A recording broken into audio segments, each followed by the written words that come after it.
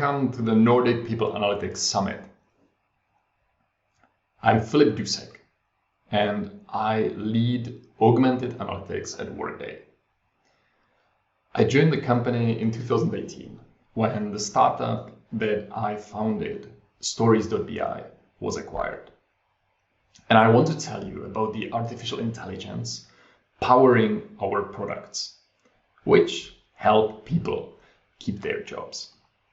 I believe that is a timely proposition, given how we mostly hear about AI taking people's jobs away, and given all of the uncertainty in the workplace last year. So how was your 2020? I think the best description I've heard so far is that it was like stepping on a Lego brick. It was pretty painful, right? So much has changed. We're seeing customers shorten their time horizon to a fraction of what it was. Where they might have been planning a year or 3 years ahead, now we're seeing them plan a week or 3 weeks ahead. And meanwhile, on a personal level, nearly every employee has been experiencing high levels of pandemic stress. Our companies have been navigating unprecedented market disruptions, with some industries nearly shutting down and others struggling to satisfy incredible surges in demand. Virtually every business has felt the pressure to digitize, both in the way we work and in terms of the business model. And as if all of that wasn't enough, the burden of this radical change has been unequally distributed. So the poorest have been driven toward the edge of survival, while some of the richest are recording the best financial year of their careers. And this has placed further strain on our whole society.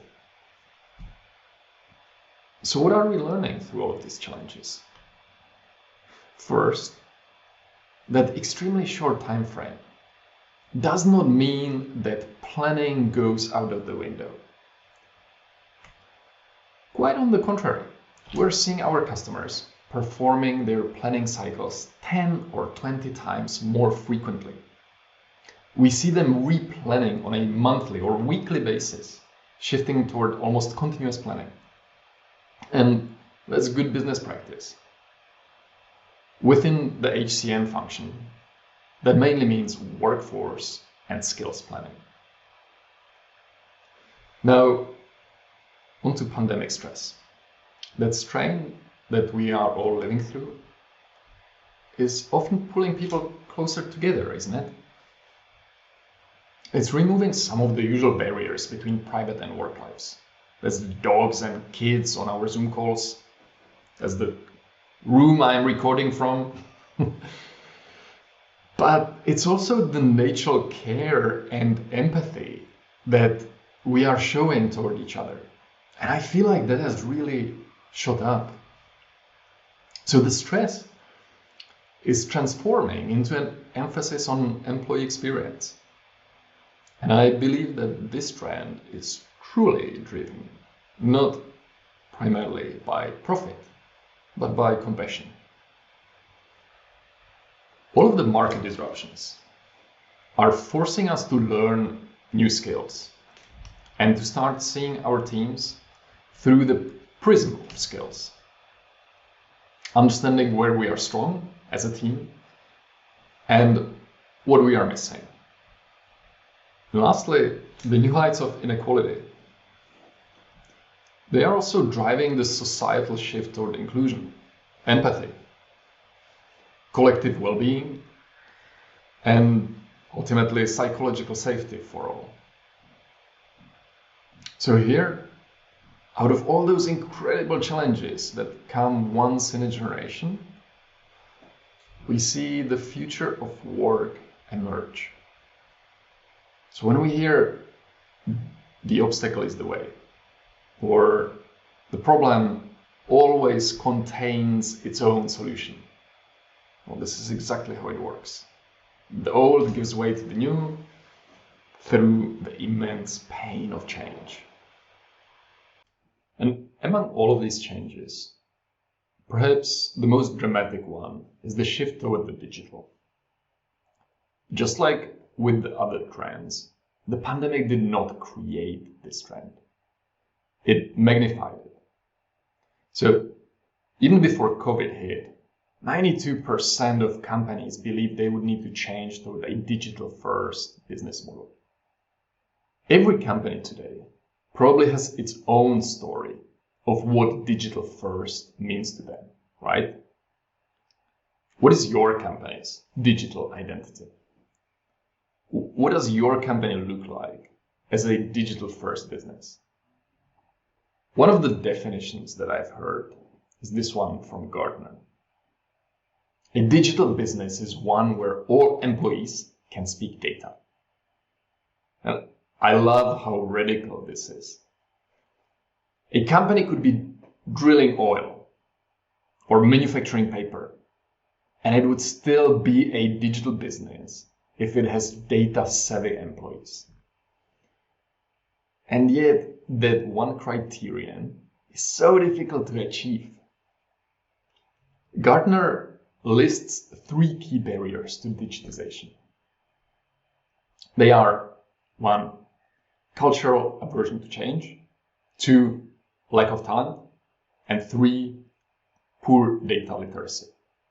Well, haven't we all spent the last 10 years trying to spread data literacy across our companies? And despite all of that effort, the situation is hardly improving. And that's likely because these 3 barriers are all interconnected. Well, starting at the bottom, poor data literacy is really what's perceived as a lack of talent. And that lack of skill causes a psychological aversion to change. So if we can unlock data literacy,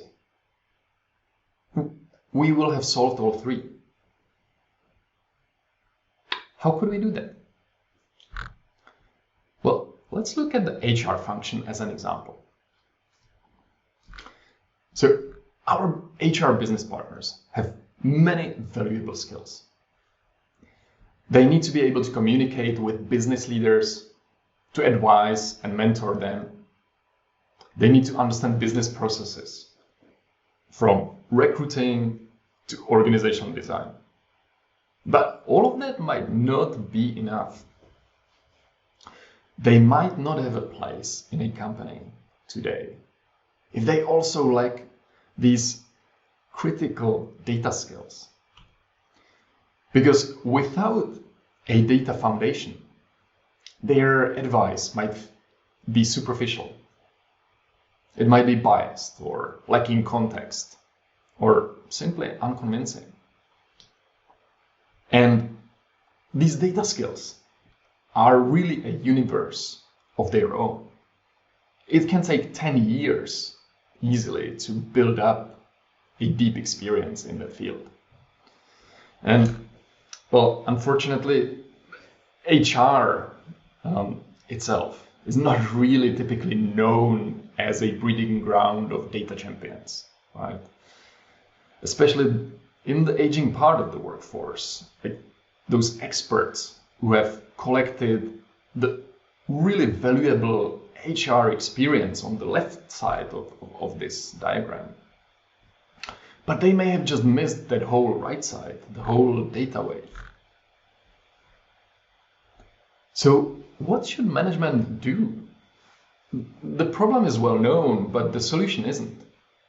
Companies have been trying to increase data literacy for years, and the progress has been very slow at best. Well, what else then? There are companies and cultures and countries where the solution is to fire and hire. Out with the old, in with the young. And that solution has many problems. First, it's hardly ethical. It's not what our sense of community would tell us to do. It may even be illegal. But when we look deeper at the skills of these old and young workers, we see they are not interchangeable.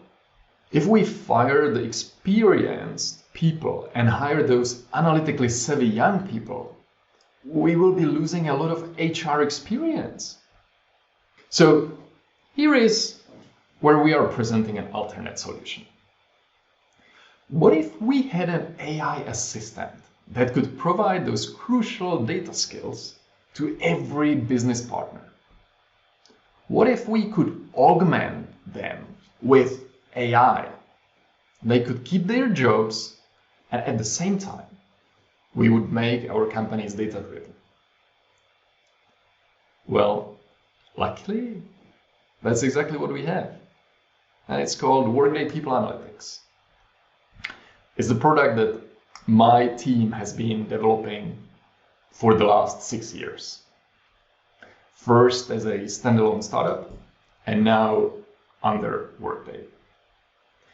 So Workday People Analytics automatically analyzes all of the people data in a Workday tenant, millions of data points.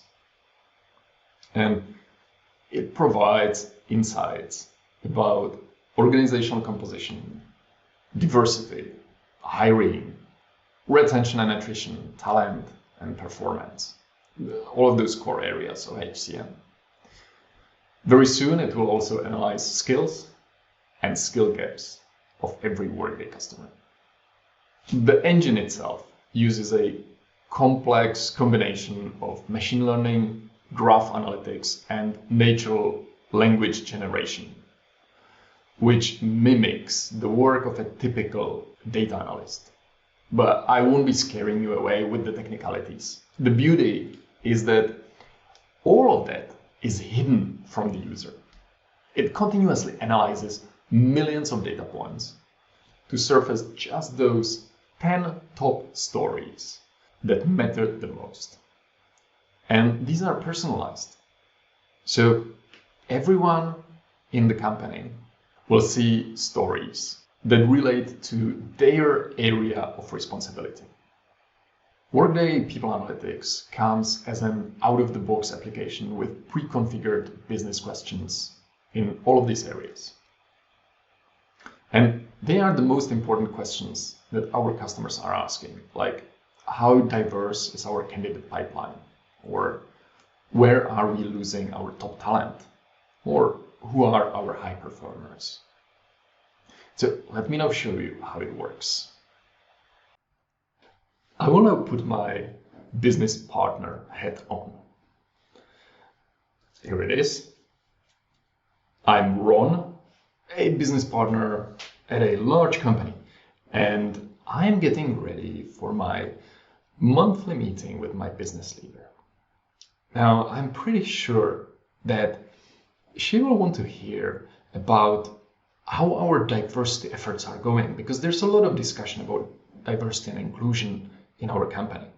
So first of all, I'll just go to People Analytics to see what the key trends are.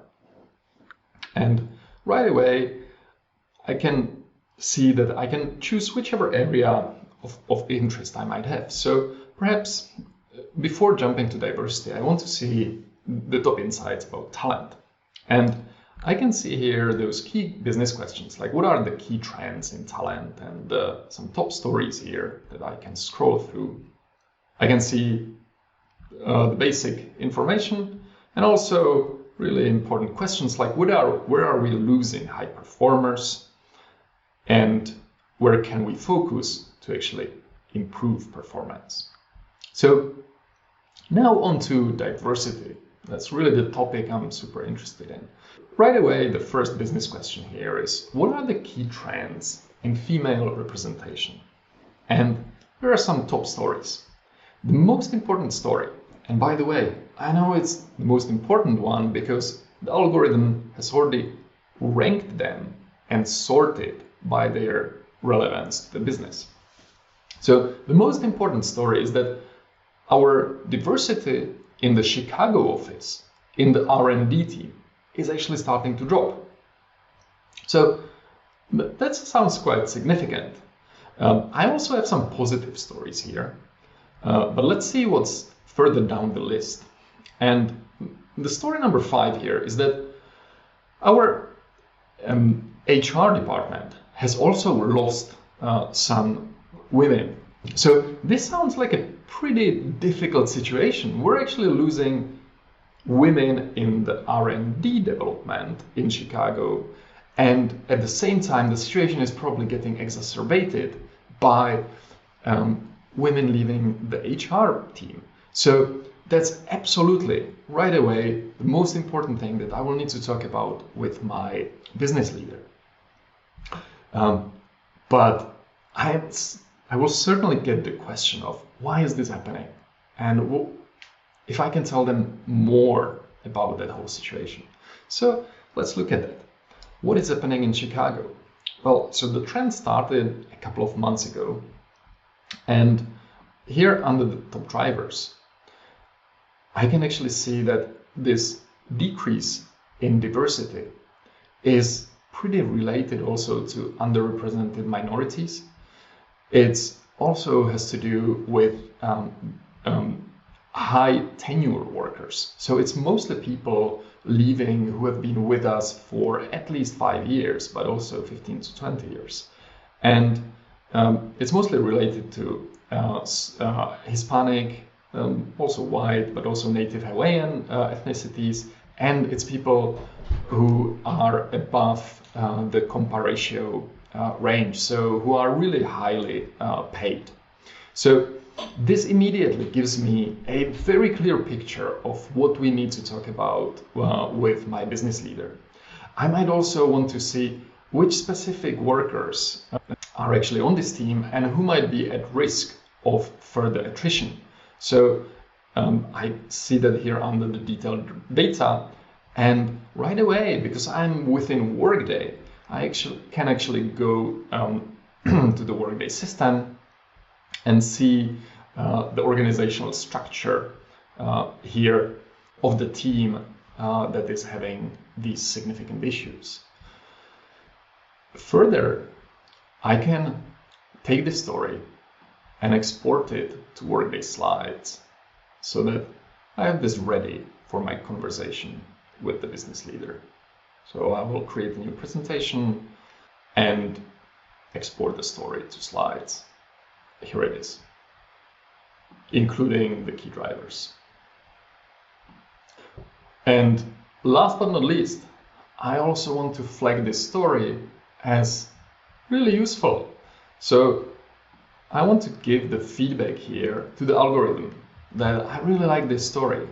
The context here helps us evaluate our performance, and it will certainly help us in discussions with our decision makers. So in 5 minutes, I have really seen the most important trends within our organizational efforts to drive diversity. And within those couple of minutes, I really get ready for my meeting with the business leader. So that is all. And I can tell you that our customers love it. We have a highly engaged customer community who also share their feedback and guide our roadmap. And all in all, the product has grown to almost 300 customers over the last year. It's actually the second fastest growing product across all of Workday. So we started this 6 years ago with a wild idea. Let's automate business analytics. And it's been quite incredible to see that single idea grow into real business success. And besides that experience, what makes me happiest is the transformation that our product is creating. So by solving the hard problem of data literacy, we enable our customers to execute on their strategy. And some of them focus on diversity, some on talent, others on culture. But whatever the people strategy, our product helps them by outsourcing the hard part of data literacy to artificial intelligence. And while we do that, we also help people keep their jobs and focus on what they do best. So in closing, I hope that you and all your people take the best out of these challenging times, and that we all grow more successful and smarter together. May this purely mathematical proposition that 2021 is greater than 2020 hold true. I wish you all a great 2021. Thank you.